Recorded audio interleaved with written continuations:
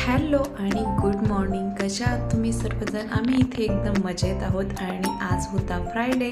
गाऊ घरी होती कारण गाऊला 3 दिवस सुट्टी असते. माझे मिस्टर ऑफिसला गेले होते. सकाळी डब्बा वगैरे मी त्यांना बनवून दिला होता आणि माझी चालली होती सकाळी सकाळी क्लिनिंग, कारण सुट्टीचा दिवस असतो, गाऊला सुट्टी असते. तर पटपट क्लिनिंग करून घेतलं की तिला नाश्ता वगैरे द्यायचा असतो.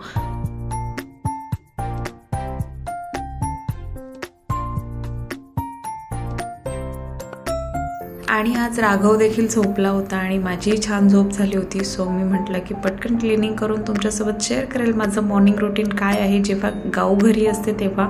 परंतु म्हणजे विकेंडला एव्हरी फ्रायडेला मीटिंग वगैरे नसते. आज मीटिंग होती. सो मला पटपट आवरून ब्रेकफास्ट वगैरे द्यायचं होतं. सगळ्यांचं टायमिंगमध्ये आवरलं पाहिजे कारण लहान बाळ असल्यामुळे कधी काम वगैरे नाही आवरलं तर त्याला घेऊन बसायला लागतं. आणि गाऊ ही एवढी मोठी नाही आहे, तिलाही खायला वगैरे बनवून द्यावंच लागतं.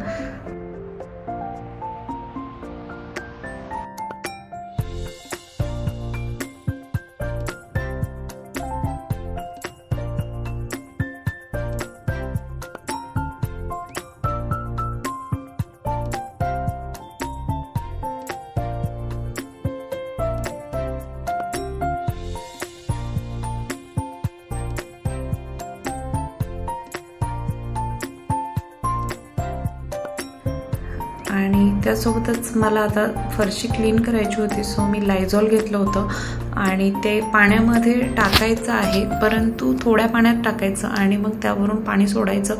सो त्याने फेस तयार झाला की आपली जी लादी आहे ती खूप क्लीन दिसते, म्हणजे एकदम व्हाईट व्हाईट चमकते. सो मी नेहमी असंच करते की आधी लायझॉल टाकते आणि मग त्यानंतर त्याच्यावरून पाणी सोडून देते, ज्याने की फेस होतो. आणि फेस झालं की आपली जी लादी आहे ती एकदम चकचकीत निघते.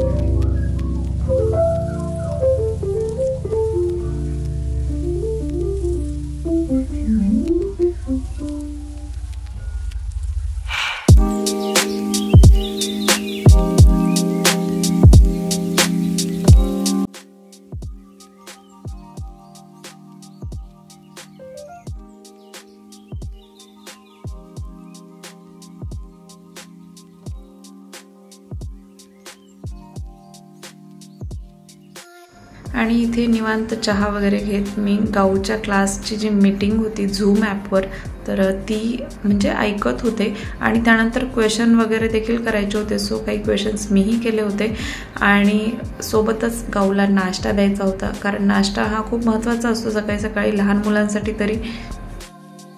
आणि मी जेन्युअनली सांगते, माझं एव्हरीडे मॉर्निंग रुटीन सेम नसतं, कारण माझं लहान बाळ आहे तर मला त्यालाही घ्यावं लागतं मध्ये मध्ये.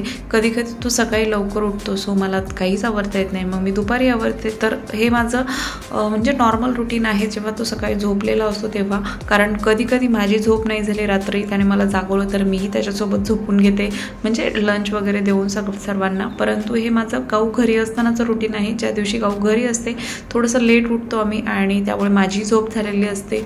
सो अशा प्रकारचं आमचं रुटीन ठरलेलं असतं हे फ्रायडेचं.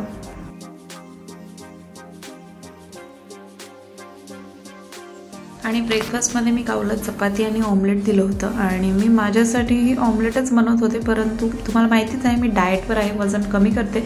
सो मी एक प्रोटीन रिच ब्रेकफास्ट घेण्याचा प्रयत्न करते. तर मीही 2 एगचं म्हणजे 2 अंड्यांचं ऑमलेट घेतलं होतं, पण त्यासोबत मी चपाती नाही खाल्ली, कारण चपातीने एक्स्ट्रा कॅलरीज ॲड करण्यापेक्षा प्रोटीन रिच खाल्लेलं चांगलं असं मला वाटतं. सो मग मी सकाळी मॉर्निंग ब्रेकफास्टमध्ये तरी चपाती नाही खाल्ली. दुपारी वगैरे लंचमध्ये मी 1 चपाती खाल्लेली आहे.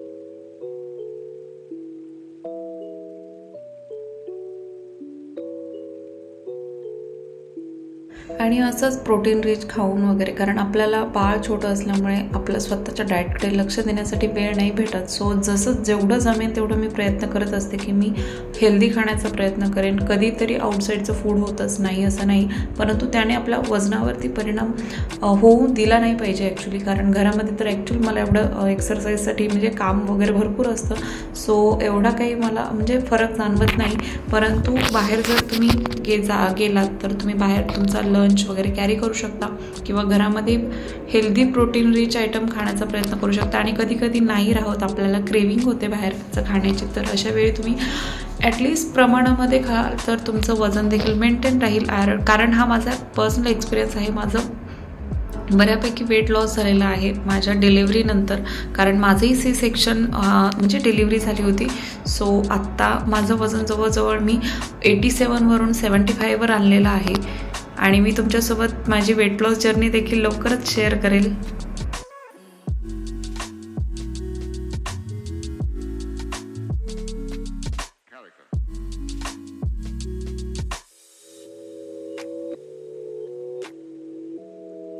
आणि इथे चालली होती दुपारच्या जेवणाची तयारी. तर दुपारच्या जेवणासाठी मी ॲक्च्युली काळा मसाला बनवून ठेवते नेहमीच. सो तो काळा मसाला घालूनच मी मुगाची आमटी बनवणार होते, म्हणजे मुगाची उसळ म्हणू शकता तुम्ही. साधी आहे एकदम, त्याला काही जास्त फारसं घातलेलं नाही, घरचा मसाला वगैरे आणि तडका लावलेला आहे.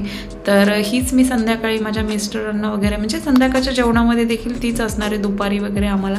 मी काही वेगळं बनवणार नाही आहे, कारण नाही होत एवढं पॉसिबल. आणि हेल्दी खायचं असेल तर तुम्ही दुपारी वगैरे बनवून संध्याकाळी खाऊ शकता, परंतु संध्याकाळचं तुम्ही दुसऱ्या दिवशी सकाळी नाही खाऊ शकत. सो मी दुपारी बनवण्याचा प्रयत्न करते कधी कधी. आणि इथे खेळायचं काम चालू होतं, तर मी राघवला खेळवत होते आणि गाऊला स्टडी करायला बसवलं होतं, परंतु तिला क्राफ्टिंग करायचं होतं. आणि आजचा व्लॉग मी इथेच संपवते. तुम्हाला जर आजचा व्लॉग आवडला असेल तर माझ्या चॅनलला सबस्क्राईब करायला विसरू नका. भेटूयात नेक्स्ट व्लॉगमध्ये. तोपर्यंत bye and see you again.